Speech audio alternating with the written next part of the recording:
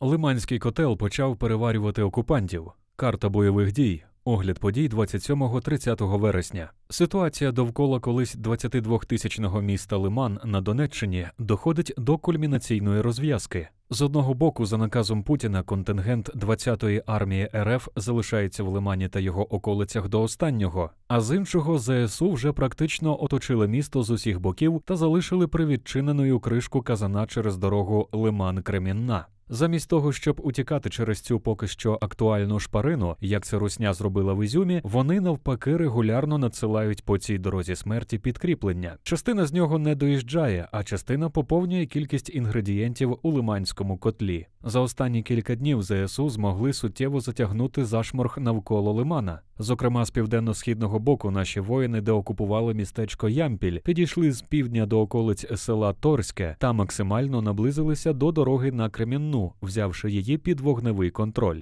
З півночі сили оборони звільнили Зелену долину і Шандриголове, оточили зі всіх боків Дробишеве, ведуть бої на околицях Ставків і просуваються в бік Зарічного. Всі логістичні артерії до Лимана перерізані, тож найближчими днями ми будемо спостерігати розв'язку, в якої є два варіанти. Або лиманські жертви путінського військового таланту таки порушать наказ кремлівського очільника і будуть прориватися через Зарічне і Торське під нашим шквальним вогнем, або за кілька днів у них закінчаться боєприпаси і їхня доля повністю опиниться в руках ЗСУ. Вже зараз є фотодокази того, що в Зарічному на дорозі розташовується багато техніки, яка ймовірно готується до прориву. На південних околицях Борової наші війська зайшли у Підлиман і Шийківку та рухаються на перерізання траси Борова-Сватове, а також просуваються на схід через Пролетарське та інші ближні села, щоб вийти в кількох місцях на трасу Сватове-Кремінна. З півночі їм назустріч ідуть українські військові з Куп'янська через Велику Сіру зону, де фактично немає чіткої лінії фронту, а сили спеціальних операцій активно кошмарять росіян звідусіль. Це дає ЗСУ змогу просуватися у доволі швидкому темпі, щоб вийти на трасу, яка веде від кордону до Сватового, а також закрити можливість відступу загарбників із Борової на північ. Тож ворожі війська в Боровій зовсім скоро можуть також потрапити в повне оточення. Тим паче контратаки через Ольгівку та Першотравневе, які намагалися організувати московити силами, що їх змогли нашкребти в цьому районі, фактично захлинулися. Тим часом на Луганщину у вагонах через Луганськ, Алчевськ на Сєвєродонецьк і Кремінну спішить новомобілізоване вороже підкріплення, на яке полюють наші хаймарси. Днями один такий поїзд гарно хаймарснули десь на Луганщині. Перемагаємо щоденно.